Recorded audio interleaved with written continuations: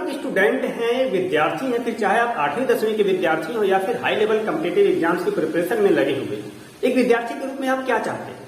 यही ना कि आपकी जो मेमोरी पावर अच्छी हो, आपकी एकाग्रता अच्छी हो, कंसंट्रेशन लेवल बहुत ऊंचा हो, मन का भटकाव इधर उधर ना हो, आप जो कुछ भी याद करें आपको शीघ्रता से याद हो जाए, साथ ही साथ आपका शरीर भी स्वस्थ रहे, आपको कब्ज की शिकायत ना हो, आपका जो स्पाइन है स्ट्रांग रहे, पीठ की मांसपेशियां मजबूत रहें जिससे आप लंबे समय तक घंटों बैठ के पढ़ाई कर सकें, आपको सर्वाइकल की दिक्कत ना हो जिससे आप सिर झुकाकर देर तक पढ़ाई कर सकें।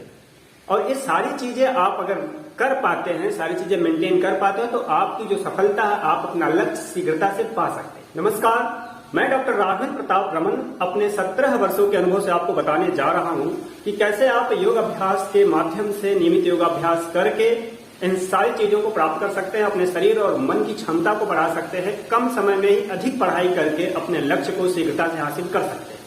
इसीलिए ये जो 8-10 मिनट का वीडियो है इसको आप पूरा देखें, साथ ही साथ अपने साथियों को, अपने भाई बहनों को, अपने रिलेटिव्स को भी इसको शेयर कर सकते हैं जिससे और लोग भी योग की इस अद्भुत शक्तियों से परिचित हो पाए और लाभ ले सके।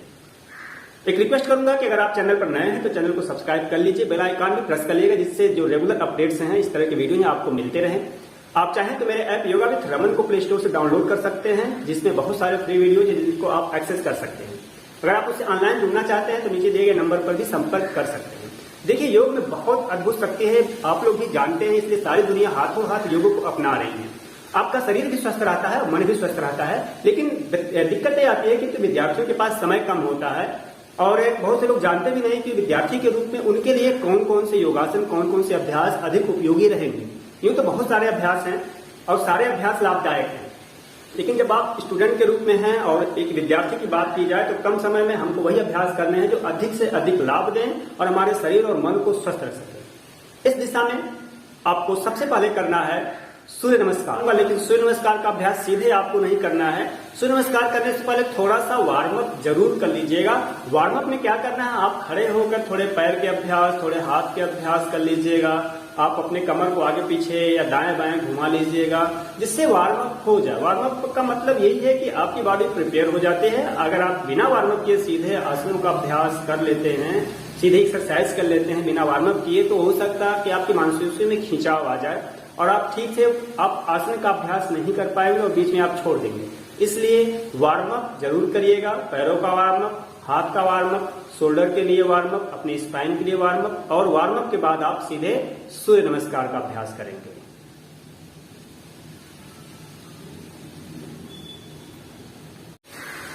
वार्म अप करने के बाद आप 2-3 लंबी गहरी सांस लीजिएगा और उसके बाद आपको करना है जो सबसे इंपॉर्टेंट प्रैक्टिस है सूर्य नमस्कार का। आपने नाम जरूर सुना होगा और विद्यार्थियों के लिए यह अनिवार्य है, कंपलसरी प्रैक्टिस है अगर आप फिट रखना चाहते हैं अपने आप को। आप जानते हैं कि सूर्य नमस्कार कम समय में अधिक लाभ देने वाला है और आपने ये भी सुना होगा कि सूर्य नमस्कार करने से सारे आसनों के लाभ मिल जाते हैं। ऐसा इसीलिए कहा जाता है क्योंकि सूर्य नमस्कार बहुत पावरफुल प्रैक्टिस है और बहुत बेनिफिशियल, बहुत लाभदायक है। आप सूर्य नमस्कार का अभ्यास करेंगे तो आपके अंदर प्राण शक्ति का जो प्रवाह है वो बढ़ जाएगा, आपका जो एनर्जी लेवल है वो हाई रहेगा और जो आलस्य है, काम न करने की कभी कभी मनसा होती, कभी ऐसा मूड होता है ना कि सोने का, कुछ नहीं करने का जो मन हो जाता है, वो सारी समस्या आपकी दूर होने वाली है। आपको हमेशा वर्किंग मोड में रखेगा, मैं बता रहा हूँ। इसलिए सूर्य नमस्कार का अभ्यास आपको जरूर करना है। कम से कम 4-5 राउंड करिएगा। अगर नए हैं तो 2-3 राउंड करिएगा, धीरे धीरे आप इसको बढ़ा के 12 राउंड तक कर सकते हैं। सूर्य नमस्कार में 12 पोज होते हैं। जब आप 12 पोज करते हैं तो यह हाफ राउंड होता है।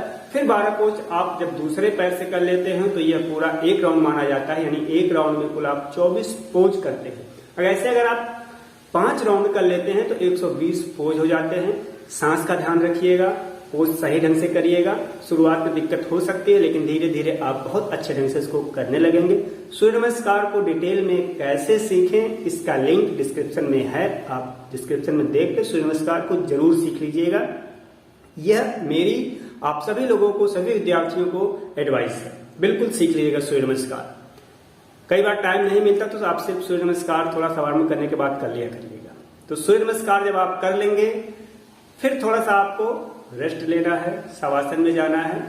शवासन कैसे करेंगे, बिल्कुल सीधे होकर शरीर को ढीला छोड़कर लेट जाना है और अपनी सांस को सामान्य करना है। क्योंकि सूर्य नमस्कार जब आप कर लेंगे तो आपके दिल की धड़कन भी बढ़ जाएगी, सांस की गति भी तेज हो जाएगी, तो बिल्कुल 100 की तरह, डेड बॉडी की तरह शरीर को, पूरे शरीर को ढीला छोड़ दीजिएगा, पैर के अंगूठे से लेके सिर तक, और सिर्फ अपनी सांस को देखिएगा, सांस को ऑब्जर्व करिएगा। शवासन आपने वार्म अप कर लिया, सूर्य नमस्कार कर लिया और शवासन कर लिया।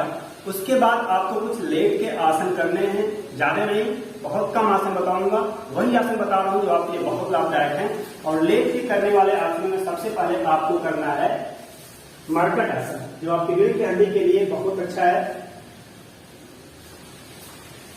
मरकट आसन का अभ्यास करने के लिए दोनों पैर को घुटने से मोड़ें, हाथ को कंधे की सीध में रखें। अब सांस बाहर निकालते हुए दोनों पैर के घुटने को बाईं ओर ले जाएं तो गर्दन को दाहिनी ओर ले जाएं।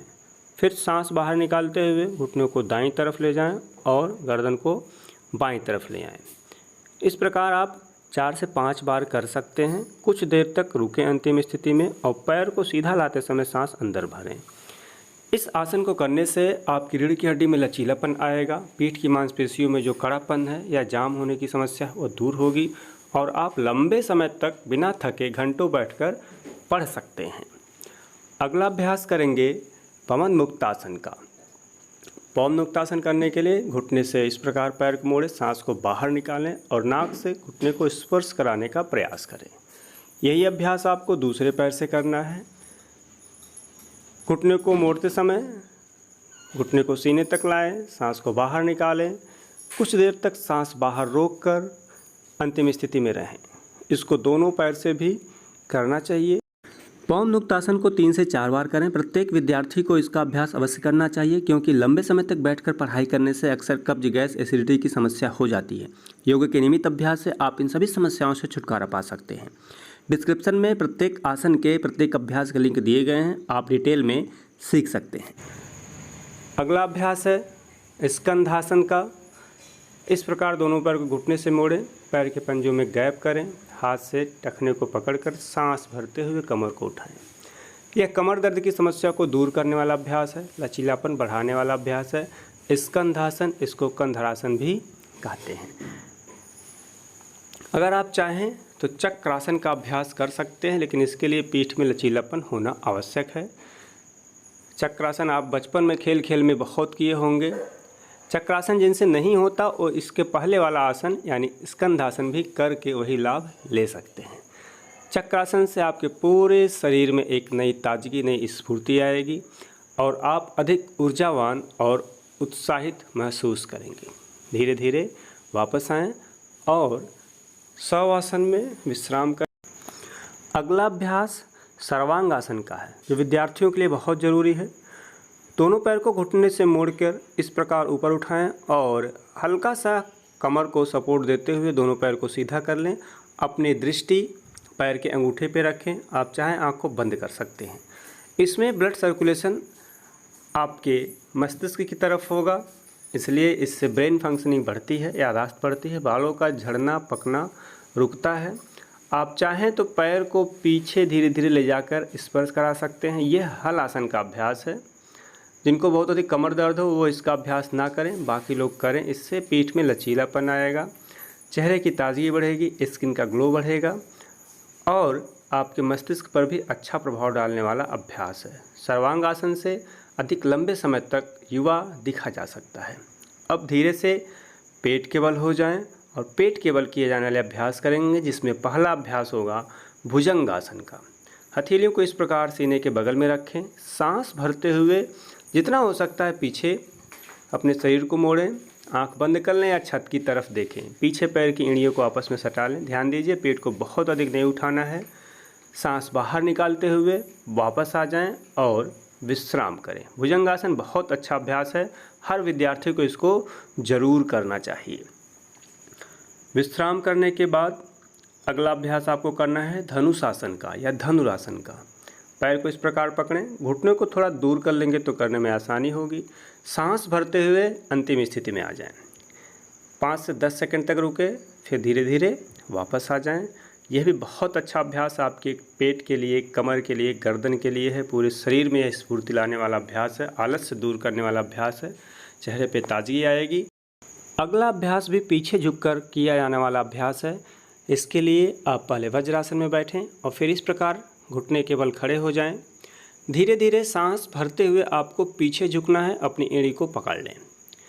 ध्यान दीजिए आपके जांघ और पैर के बीच में 90 डिग्री का एंगल हो। गर्दन को पीछे कर लें। यह ऊष्ट्रासन का अभ्यास है, हृदय के लिए बहुत अच्छा है, पेट की मांसपेशियों के लिए बहुत अच्छा है। यह इसका आसान स्वरूप है, आप ऐसे कमर पे हाथ रख के भी कर सकते हैं। कमर में लचीलापन आएगा, पेट की मांसपेशियां मजबूत होंगी। अभी तक आपने पीछे झुकने वाला अभ्यास किया, अब आगे झुकने वाले अभ्यास के लिए सबसे पहले वज्रासन में बैठ जाएं। सांस भरते हुए पूरे शरीर को ऊपर खींचें और फिर सांस बाहर निकालते हुए ऐसे आगे झुक जाएं। माथे को ज़मीन से लगा लें और पूरे शरीर को ढीला छोड़ दें। शशांक आसन को इसको कहते हैं। इसमें ब्रेन की तरफ ब्लड सप्लाई अधिक हो जाती है। आप चाहें तो हाथ को इस प्रकार पीछे रख सकते हैं और पूरे शरीर को विश्राम की स्थिति में ढीला छोड़ दें। मस्तिष्क की तरफ रक्त संचार अधिक होने से मन शांत रहता है। चेहरे पर, बालों पर इसका अच्छा प्रभाव पड़ता है और शरीर की मांसपेशियों को विश्राम मिलता है। अगला अभ्यास स्पाइन ट्विस्ट पोज हमारी रीढ़ की हड्डी के लिए बहुत ही अच्छा अभ्यास है। आपके पूरे रीढ़ की हड्डी को विश्राम देगा। लंबे समय तक आप बैठ सकते हैं, कमर दर्द, पीठ दर्द नहीं होगा। इसको थोड़ा ध्यान से देखिएगा, कई बार लोग इसको उल्टा कर देते हैं। जो पैर रहेगा उसका अपोजिट हैंड रहेगा। देखिए दाहिना पैर है तो बाएं हाथ को उठाकर इस प्रकार लपेटे हैं और फिर पैर के पंजे को या फिर पैर को पकड़ लिए हैं। पीछे वाले हाथ को आप ज़मीन पर रख सकते हैं या कमर में लपेट भी सकते हैं। इसको वक्रासन भी बोलते हैं।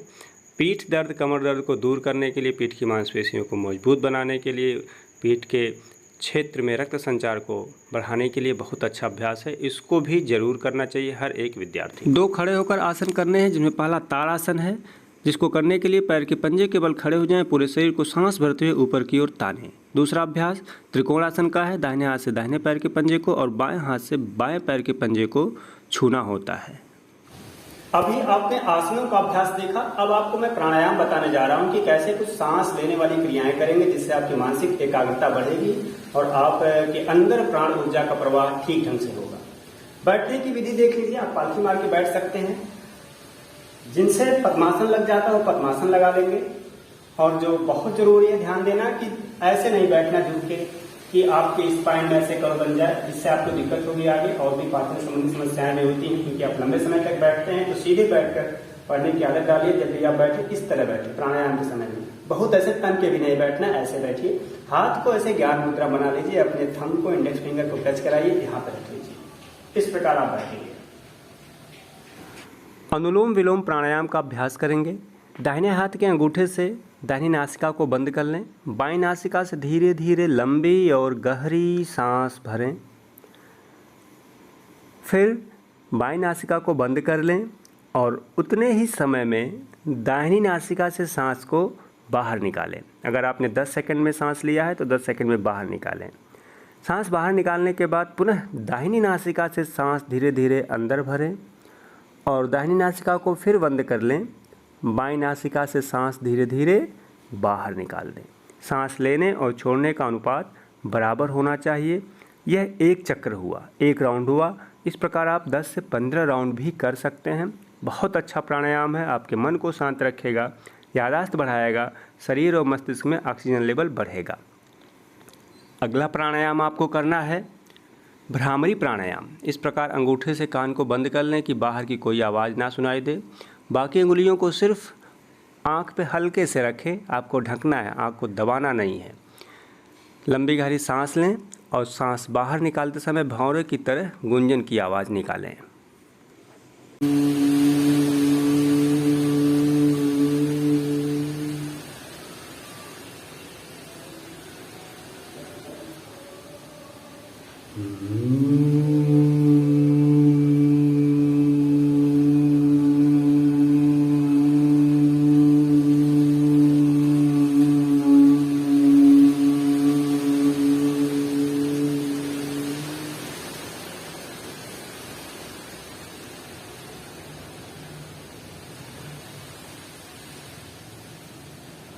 आखिर में ओमकार की चैंटिंग करना मत भूलिएगा। जितनी देर तक होगा, जितना आपके पास समय हो, 5 बार, 10 बार, 15 बार, 20 बार ओम जरूर बोलिएगा। कैसे बोलना है?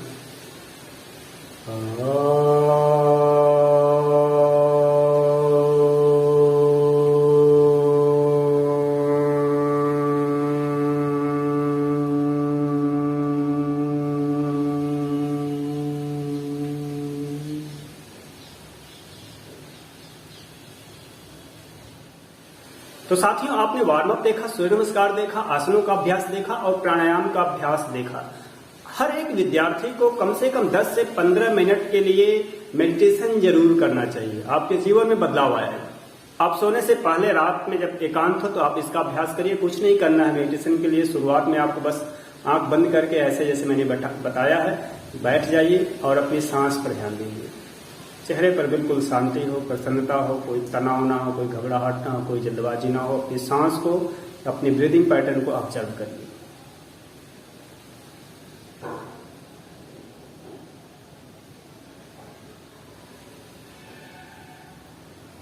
जितनी देर तक आप बैठ पाए इतना समय दीजिए आराम से। 10 से 15 मिनट मैंने बताया, 10 मिनट भी दे सकते हैं, 15 मिनट दीजिए और अधिक देंगे तो और अच्छा रहेगा। बाकी मैंने सारे अभ्यास आपको बता दिए हैं। आपको आसनों का अभ्यास करने में आधे घंटे लग सकते हैं, लेकिन करिएगा जरूर। आप समय थोड़ा कम भी कर सकते हैं। जितना मैंने बताया 2-4 बार करने के लिए, 1 बार करिए, 2 बार, लेकिन करिए जरूर। आपके जीवन में निश्चित रूप से चेंज आएगा। आप परिवर्तन महसूस करेंगे और कमेंट सेक्शन में जरूर लिखिएगा कि आपको क्या क्या बदलाव दिखा। अगर आप पहले से कर रहे हैं तो आपको अब क्या दिख रहा है, इन सारी बातों को कमेंट सेक्शन में लिखिएगा। आपको कुछ और भी पूछना तो आप लिख के पूछ सकते हैं। बाकी मुझसे जुड़ना है तो नीचे दिए गए नंबर पे आप संपर्क करके मुझसे जुड़ सकते हैं। आप योग करें, स्वस्थ रहें, अपना लक्ष्य प्राप्त करें। मेरी शुभकामनाएं आपके साथ हैं। नमस्ते, जय हिंद।